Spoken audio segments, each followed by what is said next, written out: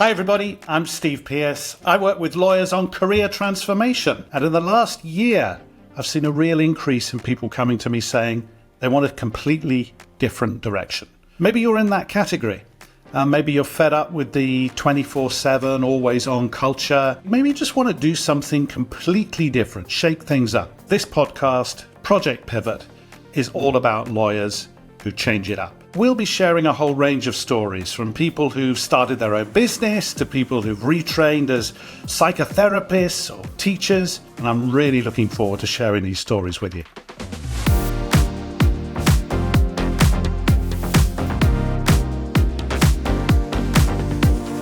Welcome to the show. So, a lot of lawyers I work with are concerned about AI and the march of legal tech, and they wonder whether the old sort of big law model is finished.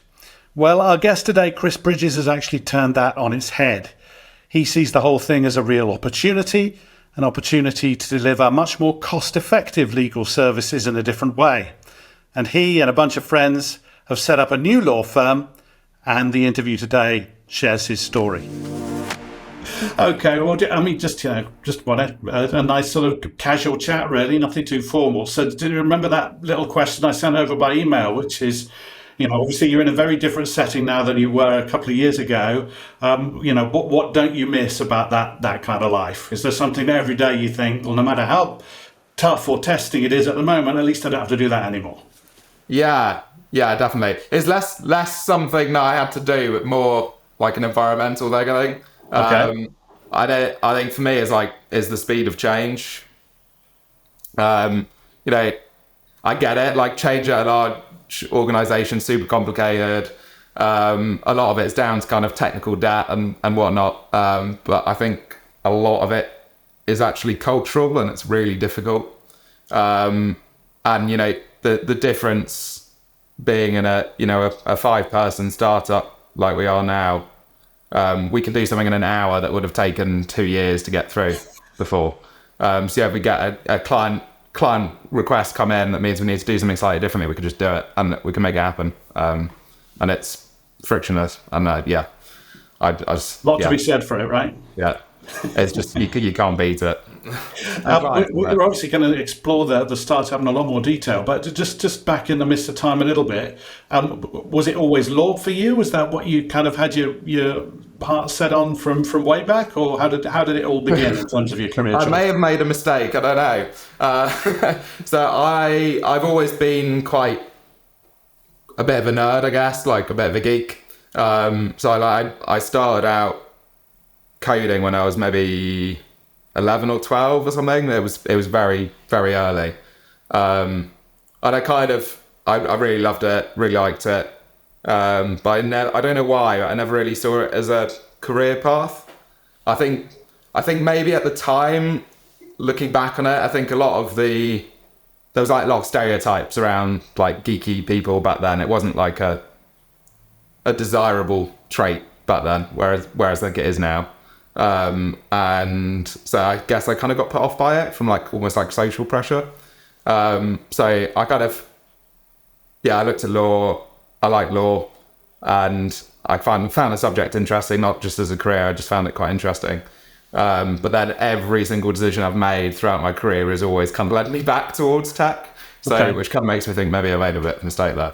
But I'm really interested in that actually. So you...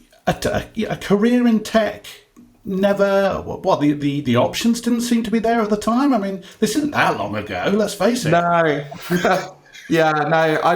I think the options probably were there, but I just, because of like social pressures, things at school and whatnot, you kind of got put a bit off being a tech guy, because it had a bit of a stigma back then, I think. Did you have friends and family in the law? Yes and no. Like my dad was a forensic accountant at Deloitte's. Okay. So he was like a tax forensic accountant, so pretty much a lawyer. I think he probably identified more as a lawyer than he did an accountant, but yeah, okay. Ish. So there was a certain amount of social pressure that said, actually, law, that's a pretty safe place to go. Tech, less so. Yeah. You think that would be the other way around now? I Yeah, potentially. Yeah, I think tech nowadays is seen as like a, like a sexy thing. Like it's Yeah, not like yeah, yeah. it was back then. And I think the stereotype of a developer being a guy in the basement in the dark with a few lights on, like that's just not. I don't think that's what people imagine the developer to be anymore. Sure. Yeah, so I think, yeah, I think so. I think probably people who are at school are interested in tech are probably more ready to go into tech nowadays. Okay. So But you joined a pretty big firm, right? kind of. So I kind of did all my training contract applications and whatnot. I got two offers on the same day, one from McFarlane's and one from Thomas Egger. Okay. And I ended up going with the Thomas Egger one because it just seemed more me. And then, so I ended up joining Thomas Egger. And then about 3 months after I joined, we merged with Owen Mitchell. So, yeah, basically straight into a big firm. I was in a much smaller firm for about 3 months. Right. Okay. Yeah. So what sort of practice did you have? So mine was going back to tech. Right. Surprise, I ended up as a non-contentious tech lawyer. So kind of, and actually, you know what, I really enjoyed it, especially in the early years. I really enjoyed it as a like a subject matter in law. It's, you really have to get into the nitty gritty detail of, what it is your client's buying and implementing and how it works. So kind of bring that technical, like as an IT technical brain to it was actually quite useful. So you were basically in the tech space interacting with tech clients, presumably. Yeah, it was That's right. either tech clients, or actually it was probably more, I'd like to say 75% of it was more like big corporates buying tech. Buying tech, great. Dealing with, IT teams, but they're like financial services businesses, or like actually law firms. We've got two law firms clients who are like buying tech. And data protection and stuff like that, or? Yeah, I kind of like probably most tech lawyers in the last kind of 6 years, the GDPR happened, so everyone kind of temporarily became a data protection lawyer, a full-time data protection lawyer for like a year. So I did that. I kind of, and then data protection, is so intertwined with tech law. You can't really do a tech contract without understanding data protection law. But yeah, I probably identify more as like a transactional tech lawyer than a data protection lawyer. Okay. A bit of a side hustle going on as well. Keep calm, talk law. Tell me about that. Oh, you found it. I did. You dug it out. Yeah. Yeah. So I think that came out of so a bit of context about it. I guess it was a law journal. It was quite popular in its day, but that kind of came out of that weird gap between training contract and finishing uni and training contract. I had like 2 years to fill. And yeah, I just got a bit bored. So I ended up developing this blog, and then it turned into quite a big thing. And yeah, I think at its peak, we had sort of 30, 50,000 unique visitors a month, which is for it's not big in the context of all websites, but in the context of law, that's quite a lot. So yeah, that was really fun, really good few years running that. I had high hopes of keeping it going. While I was a trainee and I think I did kind of manage when I was a trainee. I just about managed. And then kind of in the run up to GDPR and whatnot, it was just work was so busy. I couldn't keep the side hustle going. So we had a few kind of editors that took it on. And then I think we stopped it maybe about a year ago, just because it needed a lot of work. The website needed redoing and whatnot, and it wasn't worth it. Okay. Yeah. But enjoyable while it lasted, right? Yeah, no, it was great. It was really, really good, and really glad I did it. I think it taught me a lot. Yeah. So there you are. You're at a large firm, as you say. You're into your career. What happened? when did you suddenly? And why did you? Was it sudden? Lots of questions. Let me phrase them again. What happened? It was quite a slow. It was something that happened over like 4 years, but I think the thing that I guess started it off, and it's really hard to put my finger on it, but I'd say it was about maybe like 2 years into my career or qualified career. I I was starting to get, I wouldn't say bored, but I wasn't finding the work as challenging as I was. Okay. So I guess I was looking for like other things to give me some drive, I guess. Okay. So I started looking at other stuff, and I was like, well, there was as a general principle, I just thought like the legal industry needed to change quite a lot. And I was just, I probably slightly treading water at that point, like trying to figure out, how could I do it? And my instant gut back then, and I wouldn't make the same choice now, but I thought actually it was going to legal tech. And I was like, so I started thinking, I very nearly left to start a legal tech company, and I'm glad I didn't actually, because like Thomson Reuters. So I was thinking about going and signing up like a practice management system for in-house teams. Okay. So I help them manage their workloads more efficiently and what have you. And then I decided not to do it. And then about a month later, Thomson Reuters bought HiQ and started using HiQ to basically do exactly that. So, just me and my study would never have stood a chance against Thomson Reuters HiQ. So, yeah, it was probably quite a good thing. But yeah, no, I kind of, from that, I knew that I didn't want to be a full-time lawyer forever. So I started trying to, I guess, find my place in a big law firm. Like I kind of always had this idea that my value was kind of crossing the bridge between law and tech, and law and finance, and law and, because I got pretty good understanding of tech, pretty good understanding of finance. I'm a lawyer. I can kind of break down barriers. So the first thing I did, I ended up on a internal development team for developing some software for in-house lawyers. Okay. So I was working with like developers, product owners, scrum masters, all of that agile good stuff, for about 6 months. Really, really enjoyed it. But kind of knew I didn't think it was for me long term. But it taught me loads of stuff. Really enjoyed it. The way that ended was a governance thing, actually. So it's going back to that, change is slow. No, a brilliant piece of software. Clients loved it. Couldn't wait to get their hands on it.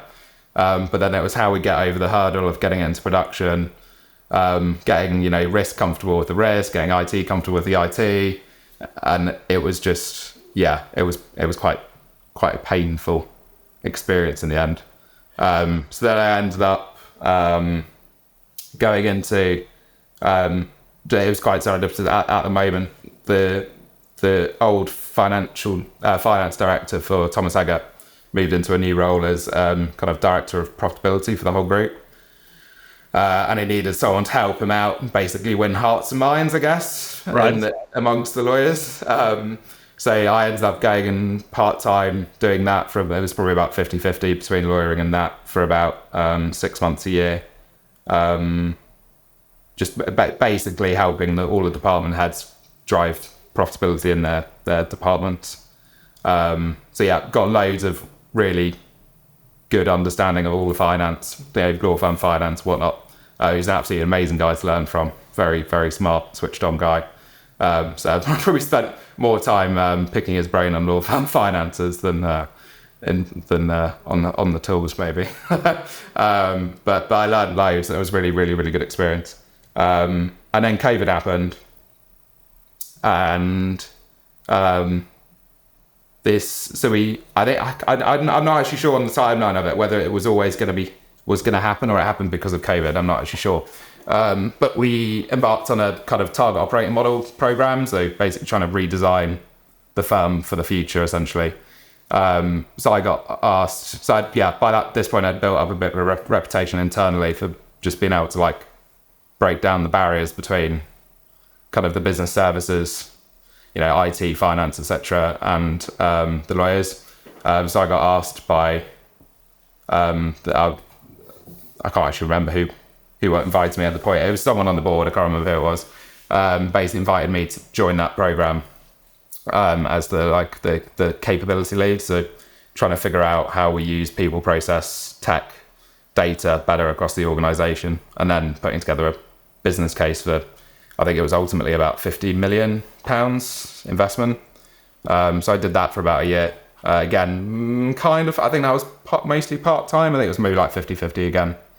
And then I got to the end of that and I didn't know what to do next. Hold it there. We'll get on to the next stage, because there's actually a huge amount of what you just said that I just want to sort of go back and summarize. So from what you're saying, it sounds to me like you found the sort of workflow that you were doing a bit predictable, and you wanted something with a bit more variety by the sounds of things. Yeah.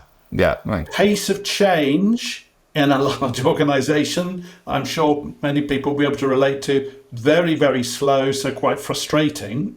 Yeah.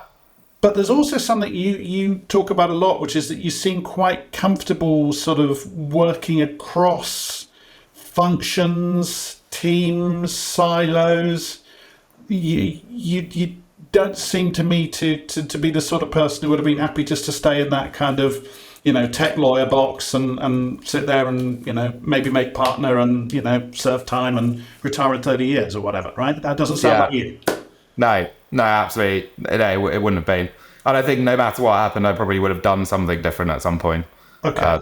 Yeah. So what about your sort of risk profile then? Because I can't say all, but a lot of lawyers, there's a fairly, low tolerance for risk. But you seem, by what has happened and what you've gone on to do, you seem to think and feel a bit differently about it. You're not averse to taking the odd risk, clearly. I don't know how much of it is. I think I probably am quite risk averse. As far as general population goes, I probably am quite risk averse. As far as a lawyer goes, maybe I am on the like less risk averse end. But I think for me, like I think stuff through. I'm one of those chronic overthinkers. But for me, I think there's some not peculiarities, but I guess unique, some semi-unique things about us that makes it slightly less scary. I think COVID made it less scary because we knew we didn't need to have, offices anymore and we could work remotely. I think the finance element, like the type of work we do, the types of clients we work for, like we can bill regularly and get paid regularly. We're not sitting on 6 months of transaction work in progress before we can bill it. That's just not really a thing for us. So let me just interrupt again, if I may. So you're talking about we. So who were the other people? Were they? Well, you tell me. Who's the team? Yeah, sure. So slightly incestuous in a way. The team I qualified into. Right. Stuart was the head of department for that, and he sat on the board, the divisional board for Owen Mitchell for the business services point. So Stuart, Dan, who was Stuart's trainee at Clifford Chance, and then at the time we left, he was a partner as well at IM. And Aurelia, who again, she was in the team when I joined, so I think she was maybe like an associate when I joined, and was a partner by the time I left. So you all knew each other, right? Yeah, we paid each other for, but depending on who, about anywhere between 11 and 8 years. Oh, wow. Okay. So had you been kicking this around for a while then? When you'd get together and you'd have a drink or whatever, and you'd say, "What if?" ... Aurelia and I had always joked about it. Right. And I think the joke was semi-serious at different points. Sometimes it was just a joke. Sometimes it was a bit more like, "Oh, should we?"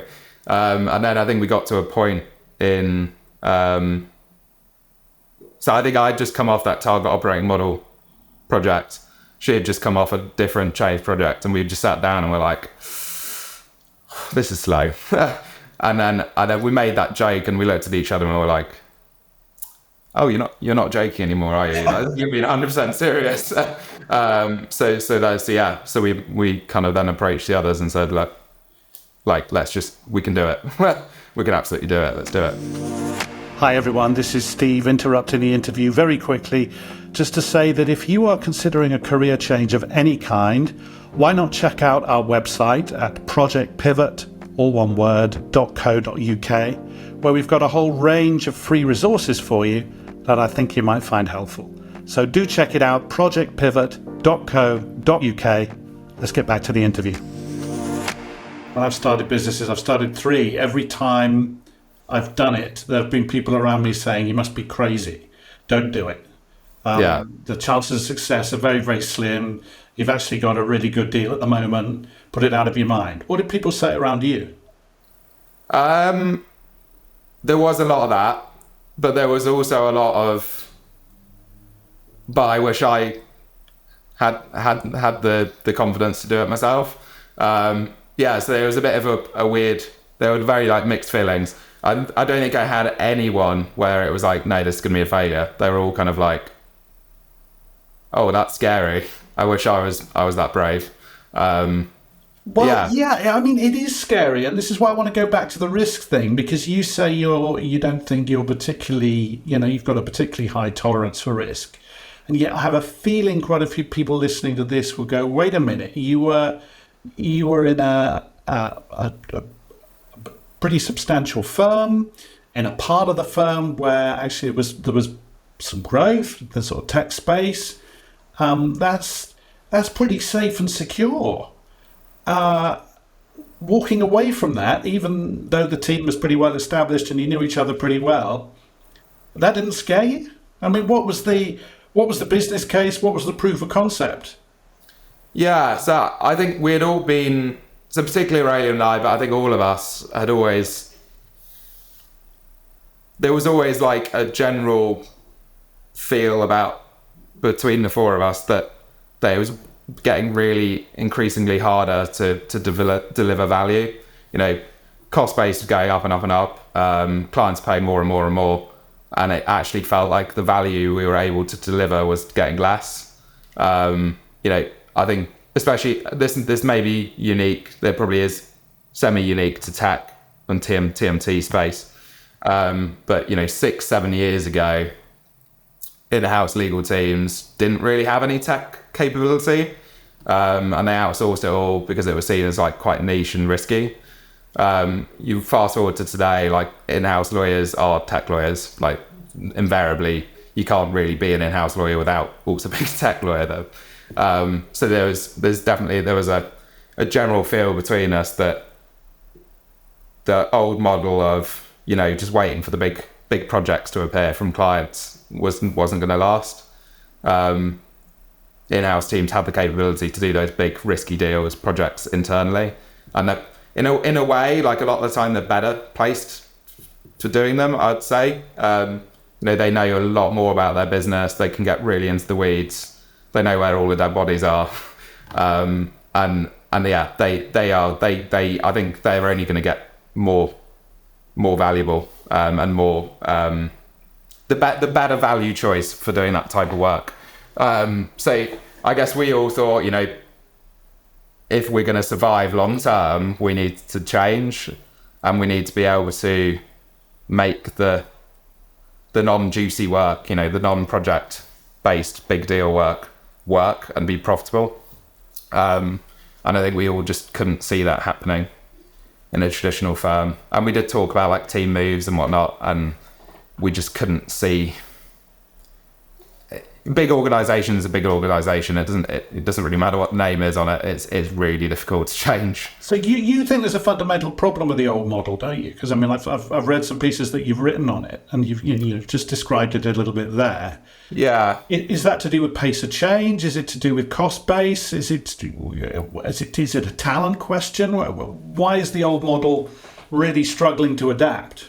Yeah, I'd say it's a mix. That's a cop-out answer, but I think it's a mix of those things. I think legal in general is just quite behind other industries in terms of, innovation and what have you. And I'm not saying innovation is a buzzword, just generally as like we're not as quick to adopt stuff as other industries are.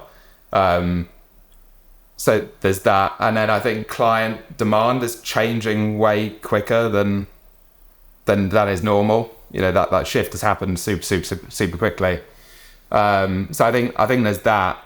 And then I think it is definitely a cost-based thing as well. You know, big firms, they're geared in such a way that it makes it very hard to do that kind of, I don't want to call it lower end, but the more volume, business as usual work effectively. And the reward structures and everything, it just doesn't really encourage people to like spend 6 months trying to figure out how to make something work better. It's more like here and now, billing targets. It's much more here and now, profit and loss, not thinking about, you know, generating a balance sheet value, I think. And presumably, you know, you didn't do this on a hunch, right? You must have been in constant, well, you must have been getting this from the market, right? That there was a certain frustration in the marketplace that the advice, the model wasn't as agile as they'd like it to be. Yeah, definitely. And actually, sometimes, I mean, this does happen where we're moving too quickly, and what is good for one client, and they love it that we're moving so quickly. I think some clients might actually find that a bit off-putting. I'd say like 80-90% of the people we spoke to, that kind of resounded with them, and you know, maybe like 10% were like, no, we quite like it the traditional way. Okay. So you made the decision then, and am I right in saying you were out first? The others took a little more time to join you. Yeah, so just talk us through that then. You know, you're on day one. You've left this sort of, you know, big institution with its it's nice biscuits and its business development team and its, you know, finance function, and then it's just you. How does that feel? It was absolutely petrifying. There is definitely a safety in numbers thing. I think I was alone for 3 months, and it was awful timing. But I think it made me realise how hard it would be as a solo entrepreneur. I just think, you know, all of those moments you just end up in your own head, and you can't. It's really hard to like bounce it off someone. But yeah, I think I ended up having. So we were meant to get married during COVID, and then we ended up setting a new date for I think it was the 13th of May, which happened to end up being the day I left. With Mitchell. So we ended up having our wedding on the day I left with all the expense and everything. And then the honeymoon in that summer as well. So yeah, it was a lot. It was a lot. It was a tough summer. So how did you cope with that? What happened? I just got my head down and got on with it. I wasn't in a position to like fully not have an income for 3 months. Like probably could have just made it, but it would have been uncomfortable. So the like not doing anything wasn't really an option. So I ended up just starting up on my own, and started doing client work straight off on my own. So we were insured from kind of May when I left, and then it was just me for 3 months, and everyone else joined in August.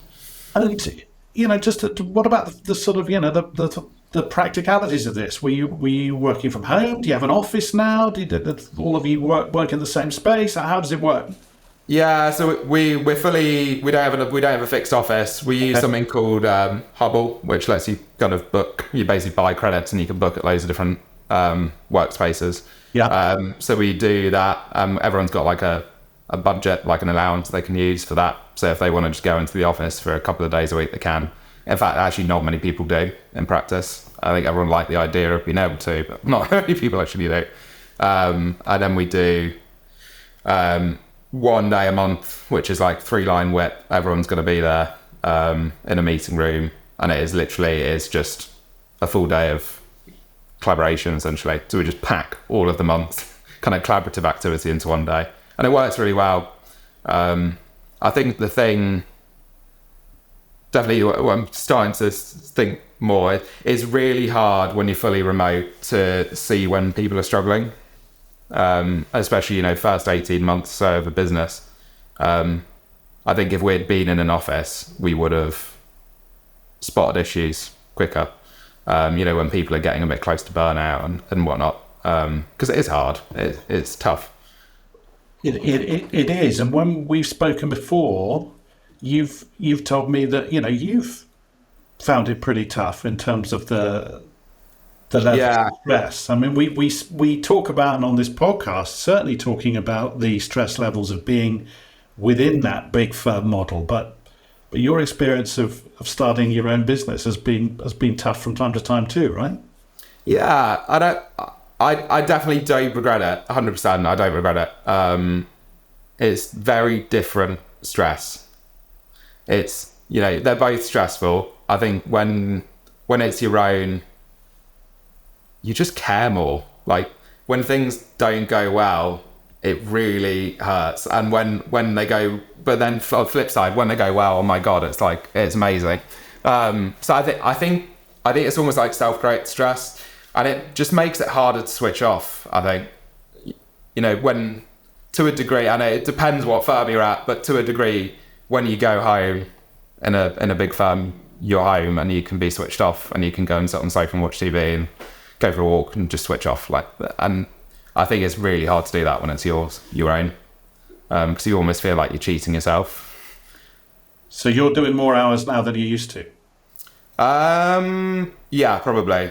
And what sort I of think it's boundaries have you got in probably. place? Do you find yourself working evenings, working weekends? I did for a long time. Had to be a lot more disciplined recently. I realised it wasn't sustainable. I just had to be really disciplined. But yeah, no, I was doing a lot of evenings, a lot of weekends. I think for me, because my role in the firm is more like I'm taking the lead on getting everything automated.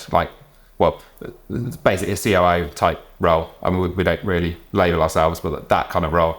So there is just quite front loaded. Like there's a whole load of stuff that we need to get done, and that we want to get done early, so it's done, and we could just close the book on it. So I always knew the first 2 years were going to be particularly long for me, and I was fine with that. Well, that's processes and systems and all the stuff you can sort of geek out about. Yeah, exactly. Yeah, I'd actually say we've automated more than we needed to be honest. But it's good, and the quality of life is amazing, and everyone loves it. Being able to open a matter in like 20 seconds and automatically raise a quote from a template, and it's done in like 2 minutes instead of half an hour.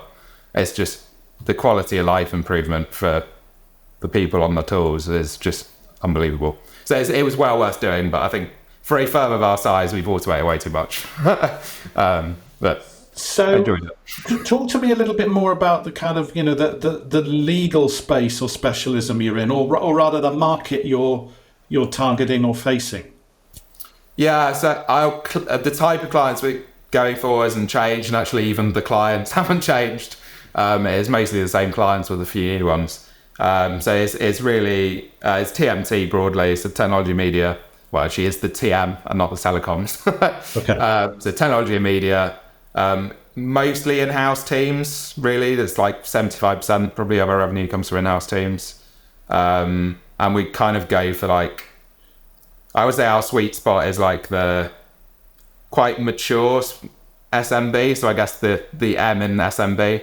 Up to maybe a 3 billion, 4 billion turnover, where that's kind of our sweet spot. And I guess the way we see it, we don't want to throw the traditional model at everything.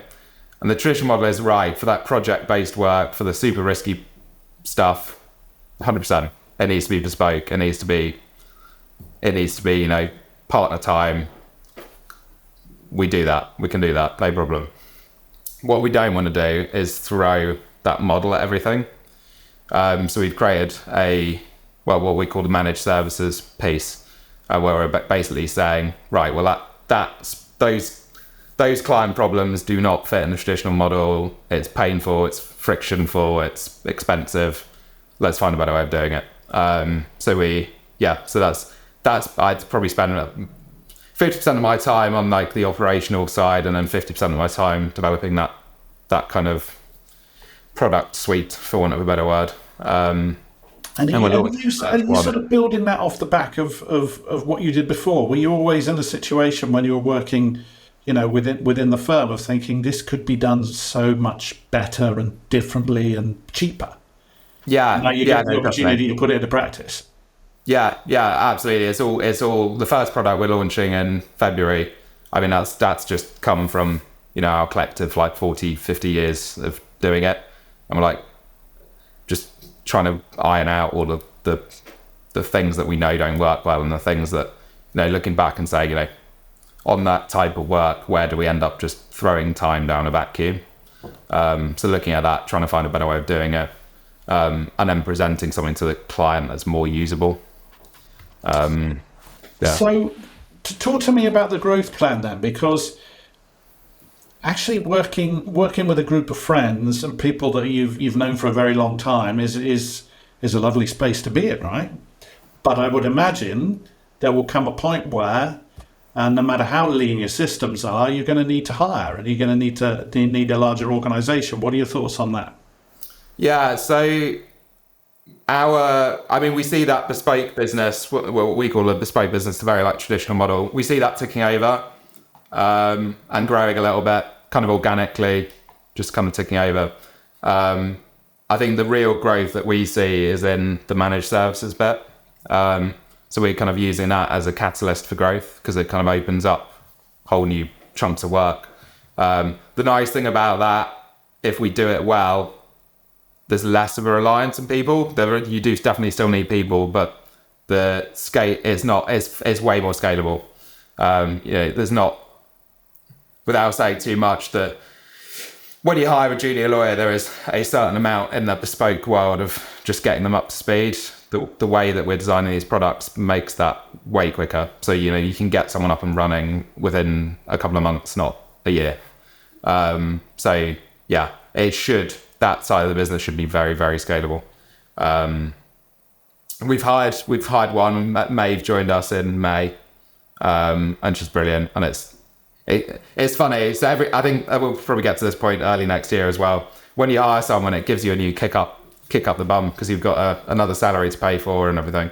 So it was actually quite a healthy thing in the end. I think it was a bit scary, but she joined and it gave us a bit of a boot.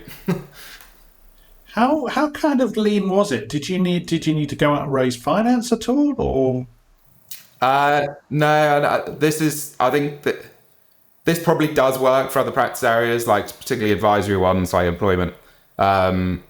We're complete self-funding, so I think the worst month we've had, the average days between doing the work and billing it was like 8 days, and the best was -3, and that's because some of it's subscription income that's paid in advance. That's a slightly weird number. You've got all those finance directors in all those top 100 firms weeping at the moment. Yeah. So our total lockup generally is our target that we've set ourselves for this year is 30, and we've hit that pretty much every month. There's some months where it's like 38 because one big invoice gets paid late or whatever. But yeah, no, it's crazy low. We're able to keep that lockup super low. So pretty much we don't need finance at all. So we've got we've put a bit of a float in. So we've got cash there if we need it, but we're never overdrawn. We don't have an overdraft facility. We don't want an overdraft facility. The only finance we've got is our insurance premium we pay on a 12-month installments. That's kind of not proper finance. It's not like a facility or anything. No. Okay, so what's the best thing about life right now? Right now, at the moment, there's just so much excitement among us about the launch in February. We've kind of been doing a lot of pre-sales, and the message is just landing so well. We've had more big prospects in the last 2 months than we've had in the last 3 years, just from going out with this message, kind of LinkedIn cold. The number of calls that we've had lined up with really, really good potential clients is just amazing, and there's a lot of excitement about that. I think we feel like we found the thing that's going to get the market excited. Brilliant. So sounds like a great place to be. Do you wish you'd done it earlier? Do I wish I'd done it earlier? Kind of. I think me personally, I learn a lot. I kind of feel like doing those 3 roles, I maybe, you could say I wasted some time, but I think I learned so much in doing those things. And actually, if I hadn't done those things, I don't think we'd be in as good a position to execute now. Okay. But yeah, I mean, I think I would have enjoyed life more if we'd got out earlier. But whether it would have been successful, I don't know. What if there's someone listening to this who's got a business idea? What advice would you give them? That's a good question. I would say if it's in legal specifically, Yeah. I think if it's more like you're just frustrated with the status quo, but you're quite happy doing things the way you've always done them, I don't think I'd start on your own. Like I think you could go to like one of the platform firms like Keystone or something, and you'd be very happy there, and you wouldn't have any of the headaches of like finance and compliance and everything. I think if you've got something which you feel like doesn't fit in the traditional mold, just do it. Just do it. Give it a go. I think we're quite fortunate as a profession. Like I think it's quite forgiving. Like you could relatively easily get back in, I think. And you probably won't get back in the same way if it doesn't work out. Like if you leave, like Silver Circle firm as a partner, you're probably not going to go back. And you probably won't want to go back. But what you probably could do is get a general counsel job, or, go like fractional GC. That's quite a big trendy thing at the moment, doing like 2 days as a GC here and 2 days there. Or just contract work or whatever. I think there's so many options. And actually, one thing I do wonder if I should have done is do that earlier. Like I don't have an idea. I don't know what I want to do, but just getting out of somewhere that you don't find healthy for yourself and doing something else just to give yourself some headspace. It's like, I kind of wish I'd just gone and contracted for like a year and figured out a path. Because the environment you were in just doesn't allow that level of sort of detachment where you can just sort of get your thoughts in order. Is that what you're saying? Is that what I'm understanding? Yeah, I think it's it's definitely, there's an element of that. There's also a leaver's guilt thing. I think we all felt quite guilty about leaving. Like we've kind of felt like we were being traitors to the other people in the office and whatnot. And I don't think anyone else saw it like that. I think we saw it like that. No one else did.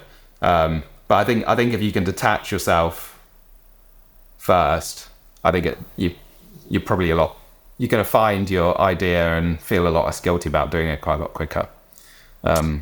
So the launch is going to be February. I guess it's been a sort of soft launch over the last year, 18 months or so. What do you got planned? We're going to be seeing you in the legal press and all that stuff? I don't know. Maybe. So we've got a brilliant agency that we work with called Coke Pelly. So like anything that we can't afford to have like a full-time person internally, we basically outsource it. So they work really well. They're kind of like an outsourced chief marketing officer type service. I will put it in their trusted hands. But yeah, I suspect there'll be some PR and a LinkedIn campaign and all that good stuff. Excellent. Yeah, well, we're going to follow your story really, really closely. It sounds really exciting. If people want to find out more about you, tell us about the website. Where do we find you? Yeah, so the firm's website is tacit.legal. Everyone always thinks that's a made-up domain, but it does exist, tacit.legal. And then, yeah, I'm on LinkedIn, so send me a message. I'm more than happy to answer any questions. Brilliant. Yeah. Really enjoyed the chat. Thanks for your time. Awesome. Thanks, Steve.